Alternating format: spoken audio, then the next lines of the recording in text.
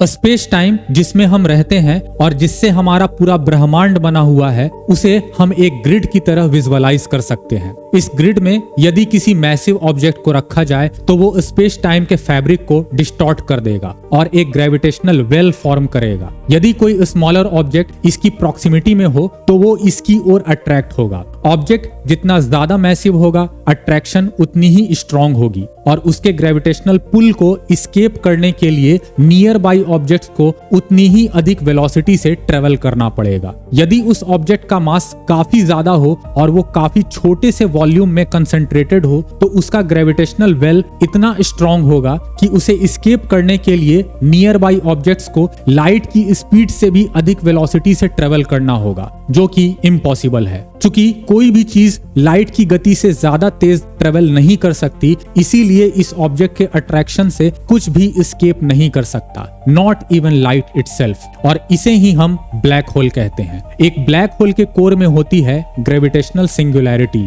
जिसके around space time का curvature infinite होता है। जैसे जैसे हम इस पॉइंट से अवे मूव करते हैं, ग्रेविटेशनल पुल वीकर होती जाती है और एक रीजन के बाहर ट्रेवल करती हुई लाइट बेंड होती हुई एस्केप कर सकती है। इस रीजन ऑफ स्पेस टाइम को हम ब्लैक होल का इवेंट होराइजन कहते हैं। लाइट की ही तरह बाकी ऑब्जेक्ट्स भी इस रीजन के बाहर रहते हुए एस्केप कर सकते हैं, लेकिन जैसे ही कोई ऑब्जेक्ट इवेंट होराइजन को क्रॉस करता है, उसकी बस एक ही डेस्टिनी होती है, falling towards the singularity and never being able to escape the black hole. क्योंकि ब्लैक होल की विसिनिटी से लाइट भी एस्केप नहीं कर सकती, इसीलिए इन्हें डायरेक्ट ऑब्जर्व भी नहीं किया जा सकता। हालांकि इन्हें कुछ तरीकों से इनडायरेक्टली ऑब्जर्व किया जा सकता है। पहला तरीका है इनके स्ट्रॉन्ग ग्रेविटेशनल इन्फ्लुएंस के जरिए इन्हें डिटेक्ट करना। ब्लैक होल्स अपने बिहाइंड मौजूद स्टार्स से आने वाली लाइट रेस की ट्रैजेक्टरीज को डेविएट करते हैं और एक ग्रेविटेशनल लेंस की तरह काम करते हैं। इस वजह से हम उस स्टार को ऑब्जर्व कर सकते हैं और ब्लैक होल के पीछे मौजूद सभी ऑब्जेक्ट्स उसके चारों ओर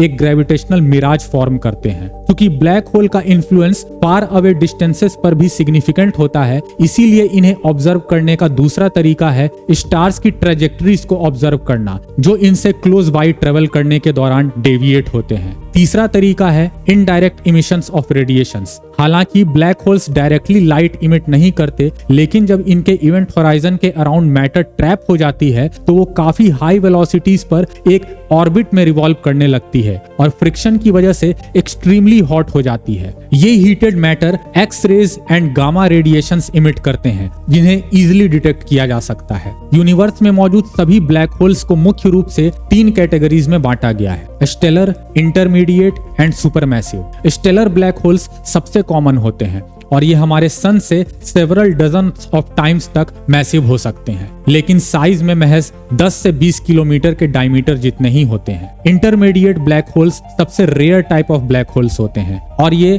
100 से 1000 सोलर मैसेस जितने हैवी होते हैं। सुपरमैसिव ब्लैक होल्स हर गैलेक्सी के सेंटर में मौजूद होते हैं, including our Milky Way galaxy, और ये मिलियंस और even billions of solar masses जितने हैवी हो सकते हैं। ये साइज में इतने बड़े होते हैं कि हमारे पूरे सोलर सिस्टम को इनगल्फ कर सकते हैं। कॉम्प्लेक्स क्वांटम इफेक्ट्स की वजह से ब्लैक होल्स एक certain type of radiations emit करते हैं और स्लोली इवेपोरेट होकर खत्म हो सकते हैं। इस रेडिएशन को हम हॉकिंग रेडिएशन कहते हैं। एक ब्लैक होल साइज में जितना बड़ा होगा वो उतना ही स्लोली इवेपोरेट होगा। Even smallest types of black holes को भी पूरी तरह से इवेपोरेट होने में बिलियंस ऑफ ईयर्स लगेंगे, जो हमारे टाइम स्केल पर इनसिग्निफिकेंट है। हालांकि साइंटिस्ट्स ऐसा स्पेकुलेट भी करते हैं कि बिग बैंग के बाद यूनिवर्स के शुरुआती दौर में microscopic primordial black holes exist करते होंगे, जो ऑलमोस्ट इंस्टेंटली इवेपोरेट हो जाते होंगे। इन अ नटशेल, ब्लैक होल्स काफी complex, strange and mysterious but interesting objects हैं, जिन्होंने